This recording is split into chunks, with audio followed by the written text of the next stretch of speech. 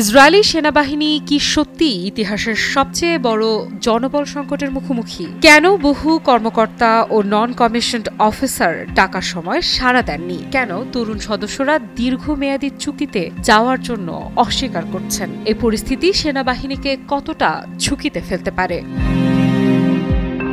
ইসরায়েলের সেনাবাহিনী বর্তমানে ইতিহাসের সবচেয়ে ভয়াবহ জনবল সংকটে পড়েছে বলে জানা গেছে। দেশটির রিজার্ভ জেনারেল ও সামরিক বিশ্লেষক ইতজাক ব্রিগ জানিয়েছেন, অব্যাহত যুদ্ধে অংশগ্রহণ এবং কর্মকর্তাদের বাহিনী এড়িয়ে যাওয়ার মনোভাবের কারণে এই সংকট তৈরি হয়েছে। ব্রিগ বলেছেন, সাম্প্রতিক মাসগুলোতে বহু কর্মকর্তা ও নন কমিশনড অফিসার ডাকে সাড়া দেননি বা চাকরির মেয়াদ নবায়ন করতে অস্বীকৃতি জানিয়েছেন। গাজায় 2 বছর ধরে ইসরায়েলি অভিযান চালাতে গিয়ে 923 সেনা নিহত এবং প্রায় 6,500 আহত হয়েছে। এছাড়া প্রায় 20,000 সেনা যুদ্ধ পরবর্তী মানসিক চাপ বা পোস্ট ট্রমাটিক স্ট্রেসে ভুগছে।